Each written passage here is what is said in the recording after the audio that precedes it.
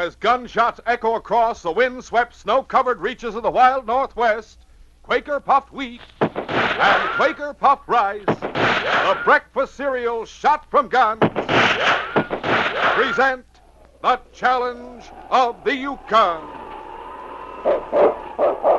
It's Yukon King, swiftest and strongest lead dog of the Northwest, blazing the trail for Sergeant Preston of the Northwest Mounted Police in his relentless pursuit of lawbreakers. On, King! On, you huskies! Gold discovered in the Yukon. A stampede to the Klondike in the wild race for riches. Back to the days of the gold rush. With Quaker Puffed Wheat and Quaker Puffed Rice, bringing you the adventures of Sergeant Preston and his wonder dog, Yukon King, as they meet the challenge of the Yukon.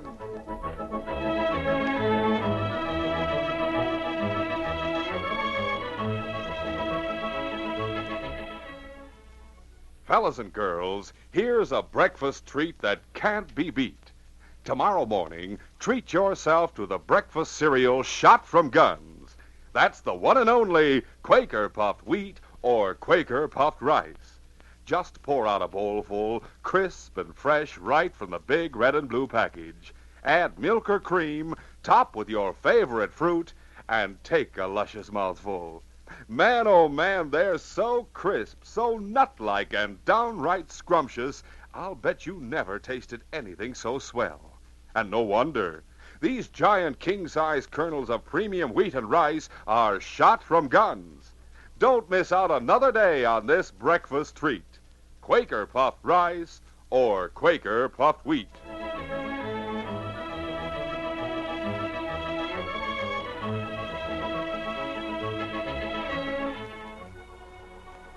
The doctor stopped at the first cabin at the edge of town. There were snowshoe tracks leading up to the door. He examined them closely. The northern lights flashed across the sky, and he was able to make out several red spots on the freshly fallen snow. Wounded. I was afraid of that. And he came here because he knew that Angie would help him. Well, I'll have to find out how serious it is.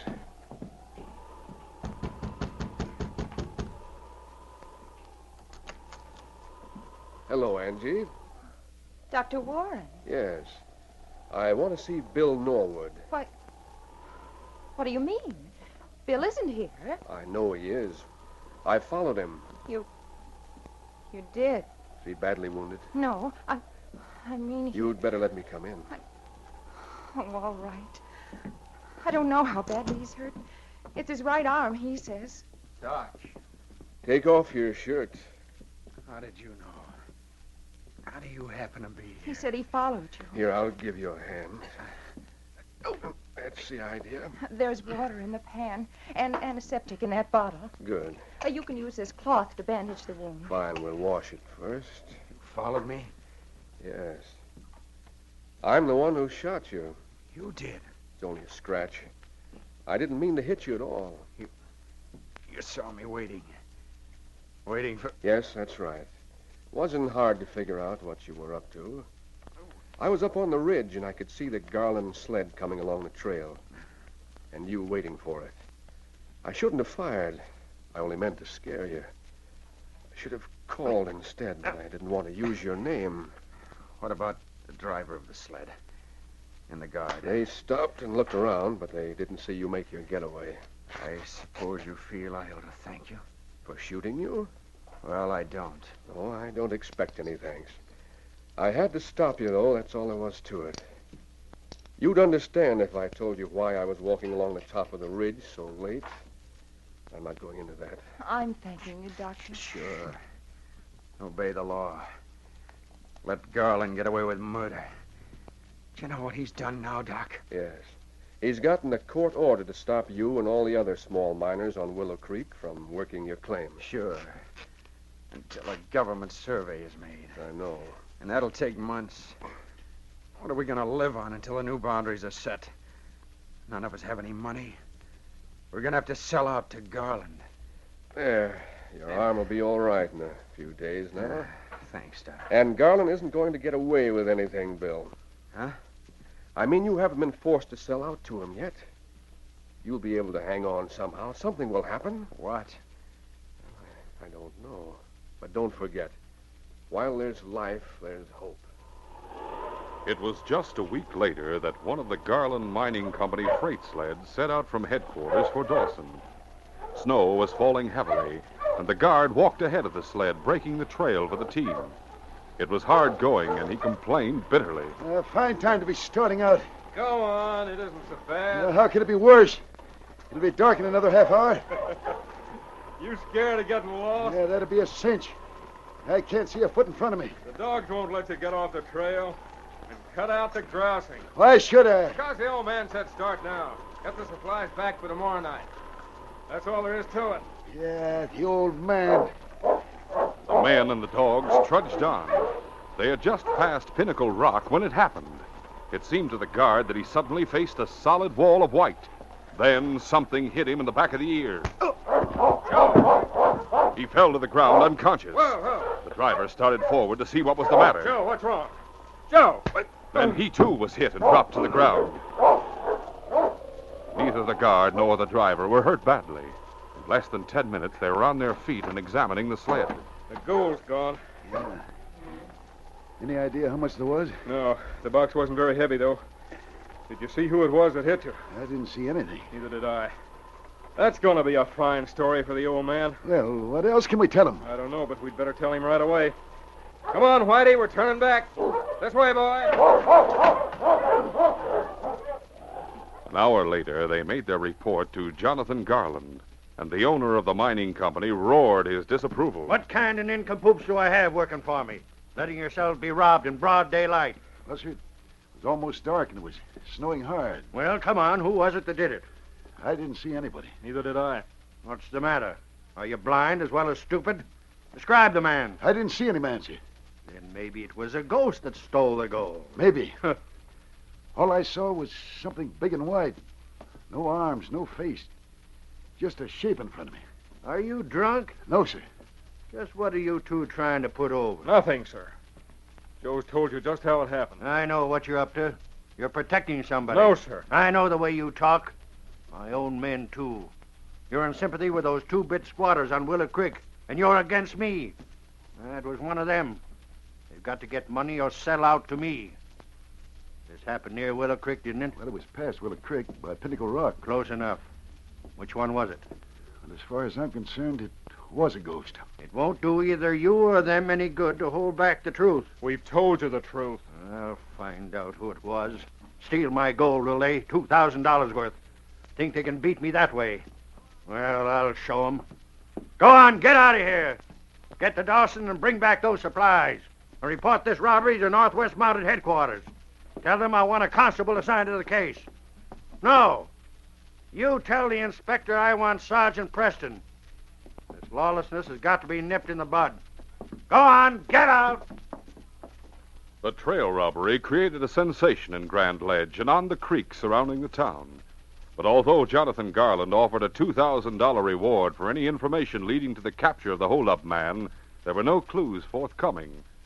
The people began to talk of the robber as the Ghost Raider.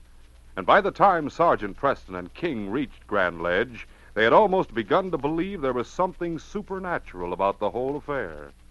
Not Jonathan Garland, however. The mystery man, the Ghost Raider. There's no mystery connected with this crime, Sergeant. I've told you what the situation is between me and those miners on Willow Creek. Well, that's hardly proof that one of them robbed your sled. But you can get the proof easy enough. They've all been starving. You find just one of them that's been buying supplies for a change, and you'll have the guilty man. Well, it's an angle. That's all I can say. You catch him, and the reward I've offered goes to you. The members of the force don't accept rewards for doing their job. The robbery's been committed, so it's up to me to find out who did it, but I'll have to give you a warning, Jonathan. Me? You. There are practically no clues. My investigation will take time, and I'm not going to be stampeded into making any accusations. All I say is it must have been one We'll of them. decide who it must have been when all the evidence is in. Come on, King. Where are you going? I'm going to make your headquarters here? No, Jonathan. Doc Merrill's an old friend of mine. I'm going to stay with him. It'll be more convenient living in town. Don't you pay any attention to what Merrill says. He thinks I'm giving the Willow Creek squatters a dirty deal. Every man's entitled to his opinion. What's that? But you can rest assured that I won't let anything interfere with my handling of the case. Come on, King. That same night, two hard-featured men were talking together at a corner table in the Grand Ledge Cafe. Judd, I think I've latched onto something. In this dead town? I say let's get out of here, Ben. Now, wait. It's about the Ghost Raider. Well, I gotta admit that was a slick job.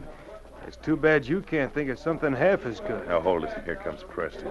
Ben Milan and Judd Howell. That's right, Sergeant. Howdy. When did you two arrive in Grand Ledge? Just this afternoon.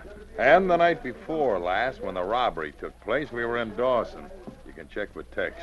I won $100 from him at Faro, and Judd here was watching the game. You're ready with your alibi. I'm always ready to help the law, Sergeant. See that you stay inside it. He won't find the Ghost Raider. There isn't a clue for him to work on. You can't tell about Preston. He never gives up. You'll have to this time. And when he goes back to Dawson, then the Garland freight sled will be robbed again. By us. Hey, now, wait a minute. But we won't be blamed, Judd. We'll be wearing white hoods and a white cloth over our parkas. It'll be just one more job to the credit of the Ghost Raider. We can afford to let him have the credit as long as we get the gold. We'll continue with our adventure in just a moment.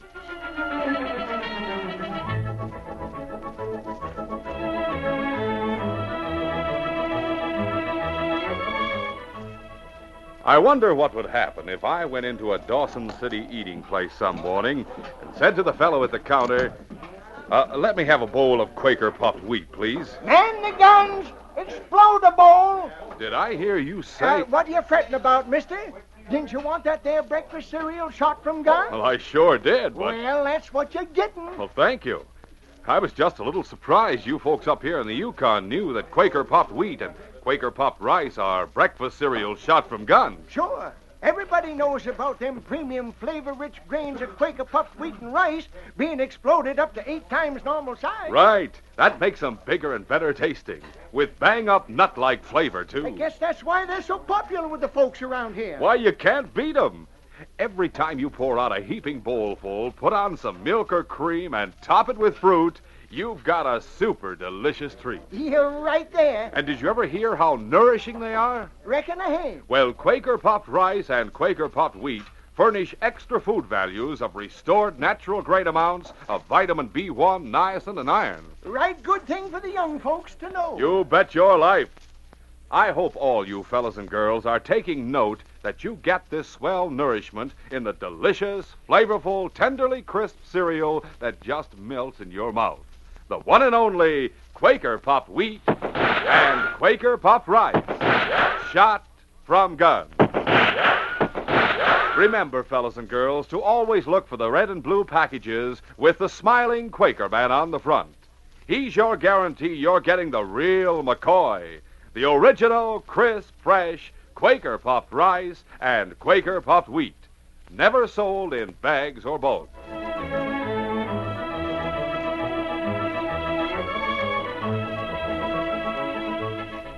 Now to continue. Sergeant Preston spent 3 days in Grand Ledge, and on the evening of the 3rd day, he reported to Jonathan Garland. Jonathan, I'm going back to Dawson tomorrow. You found the Ghost Raider? No, I haven't, but I have a theory. Well, then why are you leaving? I demand Hold that you it, stay... Jonathan. I have a theory and a plan. My leaving's part of the plan. Now listen. I checked your statement that none of the miners on Willow Creek have been buying supplies for some time. That was true. But all of them have been buying food during the past few days. There, I told you. And I've heard whispers, like this. Jack found a poke of dust in his woodpile, and John found one outside his door. My gold dust. I believe you're right. My theory says that the Ghost Raider is a sort of Robin Hood. He's taken from the rich to give to the poor. Well, there must be some way to find out who he is. I'm coming to that. My plan. I'm telling people that I have to leave town for a while, but that I'll be back. That's point 1. Point 2 is up to you. You haven't shipped any gold into Dawson since the robbery. Of course not. Well, let one of your men drop the word that you're going to start again tomorrow night. And let him hint it will be a big shipment. I'm not going to take any chance I don't on... expect you to. A sled will start out from here, but it won't be carrying any gold. Oh. Your regular driver will handle the team, but I'll wear Joe's spotted parka and take his place as the guard. Well, how can you? You said you were leaving tomorrow morning. I'll make a big circle around the creeks, and I'll be back here at dusk. Oh, so that's it. A trap for the Ghost Raider. You think he'll try to rob the sled? Yes, if he thinks I'm out of the way. Why? Because 50 miners can't live on $2,000 for 6 months. They'll need more money if they're going to hold out against you. And the Ghost Raider will try to get it for them. And you'll put a bullet through him for his pain. I won't shoot unless I have to. It'd be only what he deserves. I won't go into that. You can expect me back here at dusk tomorrow. Come on, King. And so the following morning, the sergeant said goodbye to the doctor and the townspeople and hit the trail for Dawson. On King! On, Huskies! That afternoon, the doctor received a call from Angie. Oh, come in, Angie. I'll only take a minute of your time, Doctor. Something wrong? No, not with me, but do you know Mike Sloan? Yes, he's one of Garland's drivers. Yeah. Well, they say he was in the cafe a little while ago, drinking quite heavily. And he started talking. About what? He has to drive the freight sled to Dawson tonight. And he'll be carrying gold, a lot of it, $20,000 worth. He doesn't like the idea. He's afraid there'll be another holdup? I'm afraid there will be. I'm afraid for Bill. Angie, do you think Bill is the Ghost Raider? Oh, he denies it, but I don't know. He tried it once. If it hadn't been for you... He gave you his promise, Angie. I can't help the way I feel. Well, why don't you make sure he doesn't do anything wrong tonight? How? Don't let him out of your sight until you're sure the sled is halfway to Dawson. Ask him to help you in the store. I will. And if he refuses, I'll refuse to marry him. He won't refuse, Angie. I'm sure of it. The northern lights and the moon were bright that night, and the shadows of buildings, trees, rocks, men, and dogs were deep black across the glittering snow. The sergeant and Mike, the driver, picked up the Dawson trail beyond the town. The sergeant, the hood of his borrowed parka pulled well down over his face, walked in front of the team with King by his side. As they neared Pinnacle Rock, bulging from the wooded hillside, the sergeant raised his hand in a signal to stop. Hello. Hello there. Keep the team quiet, King. What's up, Sergeant? The holdup took place just beyond that rock, didn't it? Yes. There doesn't look to be anybody around tonight, though. No way of seeing on the other side of it. Think somebody might be waiting for us there? It's possible. You draw over to the side of the trail and wait there till I wave you on. What are you going to do? Keep to the trees, climb the rock on this side, and see what's ahead. You will be able to tonight. Try to keep the dogs quiet. I will. Come on, King. It was nearly half a mile to the rock. The sergeant and King kept to the shadow of the trees for the whole distance. They moved silently, but King was unable to hold back a low growl when they reached the base of the great boulder. Easy, boy. Cautiously, they began to climb the weathered slope of the rock. They were nearing the top when King growled again and stopped. A second later, a shot rang out. It came from the top of the hill. The sergeant hugged the snow-covered surface of the rock and looked in that direction. He could see a white figure on the crest and realized he was exposed to his fire. But just as he was reaching for his pistol, he heard voices on the far side of the rock. We gotta get him, you fool. It's the Ghost Raider. He wants to hold up the sled himself. Now shoot and shoot to kill. Right. Good, you got him. I don't see him. No, he dropped down on the other side of the ridge. We're all set now. Let Judd howl, King. All right. Judd has shot the Ghost Raider.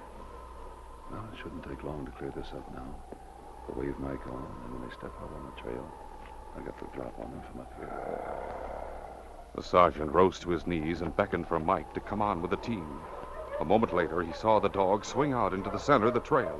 Here they come. You all set? Yeah. And pull that hood down. Slowly, the sergeant and King crawled to the very top of the rock. At last, on the far side, in the shadow of the rock, they could see Ben and Judd crouched and waiting.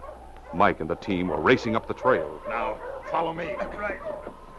All right, stand right where you are. Oh, well there. Up with your hands and you won't be hurt. Where's the guard? The guard's right here. You're both under arrest in the name of the Queen. Get him! Oh, my arm! That'll work, Sergeant. Up your gun, Ben, or you'll get the same thing. All right, don't shoot. Pick up the gun and keep him covered till I get down there, Mike. Right. The sergeant snapped a pair of handcuffs on Ben and then bandaged Judd's wound. As he worked, Ben argued. All you can charge us with is attempted robbery. And attempted murder, or perhaps murder itself. Murder? No. You shot the man up on the hill. I didn't. It was Judd. And anyway, that was self-defense. He shot at us. Yes, I wonder why. It was the Ghost Raider. Really, Sergeant? I think so. And he's dead? I'm going to find out about that. Maybe lying just over the ridge. If he is, I'll bring him down here. If he's only wounded and got away, well, then King and I'll trail him. You want me to take these two back to camp? Yes, Mike, I'll call down to you. Come on, King. A few minutes later, the sergeant and King arrived at the top of the ridge. There, they found a red stain in the snow and snowshoe tracks leading away from it. He's gone, Mike. I'll meet you back at camp. Good luck, Sergeant. Go on, King. Follow the trail. The trail led down into the trees, but there was no difficulty in following it. And slightly less than a mile from town, King stopped and began to dig in a snowbank beneath a large pine. What have you got there, King? It was white linen, a garment of some sort with a red spot on it. The sergeant held it up. It was a surgeon's gown. Yes, King. You know who this belongs to, and so do I. What you don't know is that I'm going to have to arrest our friend. Lead the way, boy. There was a light in the doctor's cabin, and when the sergeant knocked on the door, it was opened almost at once, but not by the doctor, by Angie. Bill Norwood stood just behind her. Where's the doctor, Angie? He's in his bedroom. He's been hurt, Sergeant. Shot himself, accidentally. I just put a bandage on him. I don't think he should be disturbed. Oh, that's all right, kids. You run along. But, Doc, I Go don't on, think... I've got some business with the sergeant. Go on now. Come on, Bill. All right. Come in, Sergeant. Come on, King. You'd better sit down, Doc. Yes. Here, you drop this. Oh, my gown. I won't be needing it anymore. Sorry I can't throw it in the stove. It's evidence. I know. Why'd you do it, Doc? Sergeant, I found out a little while ago that I could only live for 6 months. But that was too long to do any good. And I couldn't commit suicide. I don't understand. You will. Take this envelope. You're to open it afterwards. Take it. Doc, do you mean you're going It's to... all right, Sergeant. Things are working out. You wanted to help the people on Willow Creek. Of course, they were starving. There was only one way to do it. And you were going to hold up the sled again tonight. Yes. But a funny thing happened. I was up there on the top of the ridge. I saw you and King on one side of Pinnacle Rock. I didn't recognize you until I recognized King. I could also see two men on the other side. You and King seemed to disappear. We were climbing the rock. I thought you were walking around it. I thought you were walking into an ambush. That's why I fired at those two men, whoever they were. To draw their fire, to warn you. I see. To tell you that... Well, maybe it isn't a good reason, but I want to ask a favor. There's only one thing I can do, Doc. Are you sure? Can't you let me surrender myself to Garland?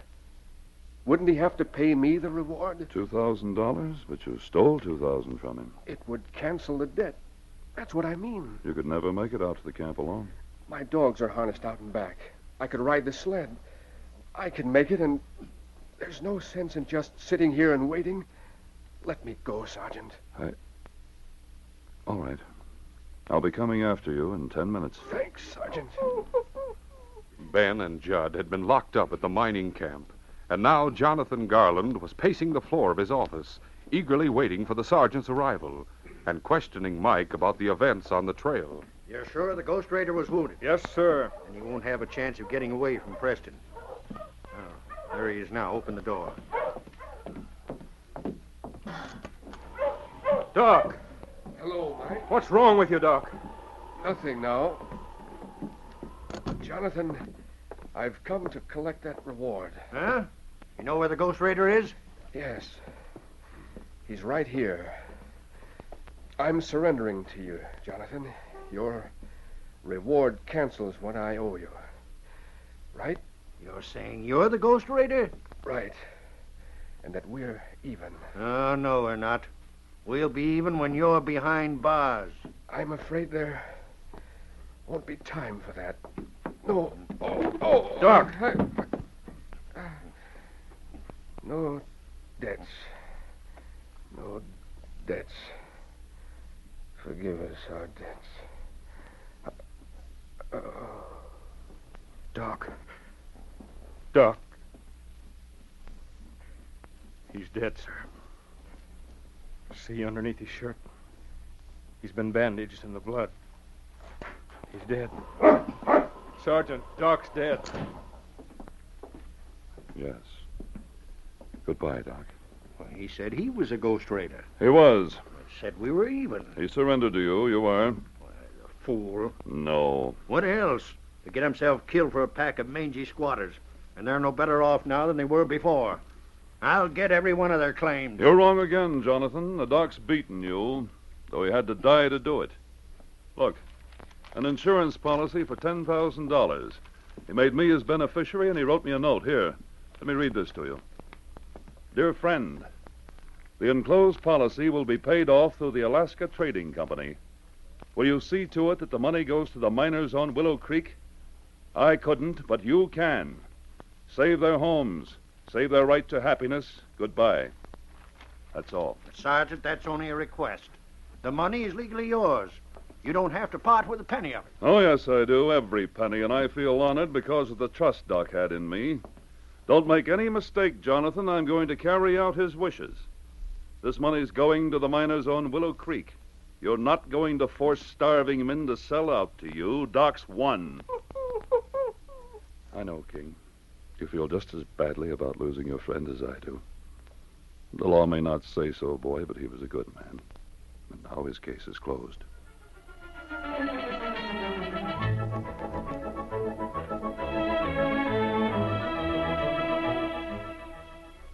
In just a moment, Sergeant Preston will give you a preview of Monday's adventure. Say, the owl is a wise old bird, and here's my idea of someone who's plenty smart, too. It's the person who makes his breakfast cereal delicious, nourishing Quaker puffed rice or Quaker puffed wheat. For school, work, or play, remember rice or wheat shot from guns furnishes added food values of restored natural grain amounts of vitamin B1, niacin, and iron. Delicious, too. Pour out a bowlful of those tenderly crisp king-size kernels. Top with milk or cream and fruit, and take a big, luscious spoonful. Man, oh man, what swell eating. Yes, be smart. Enjoy this breakfast treat. Always go for the big red and blue package of Quaker puffed rice and Quaker puffed wheat. Never sold in bags or bulk. Listen Monday when Sergeant Preston and Yukon King meet the challenge of the Yukon in the case of Casper Mott's adventure. King and I arrived at the constable's office in Selkirk to find an excited group reporting a bank robbery. The two crooks had stolen Casper Mott's sled for a getaway, and since Casper was about the only one who could identify them, I took him with us.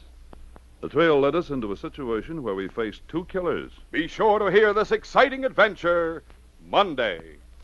These radio dramas, a feature of the Challenge of the Yukon Incorporated, are created by George W. Trendle, produced by Trendle Campbell Enterprises, directed by Fred Flowerday, and supervised by Charles D. Livingston. The part of Sergeant Preston is played by Paul Sutton. They are brought to you every Monday, Wednesday, and Friday at the same time by Quaker Puffed Wheat and Quaker Puffed Rice, the breakfast cereal shot from guns.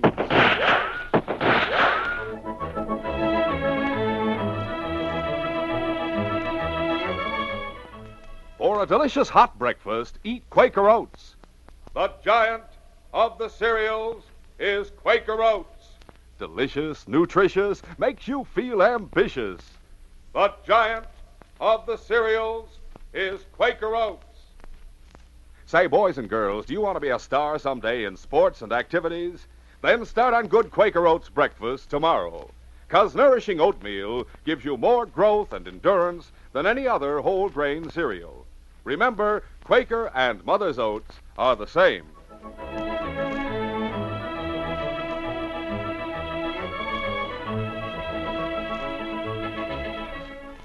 This is J. Michael wishing you goodbye, good luck, and good health from Quaker Puffed Wheat and Quaker Puffed Rice.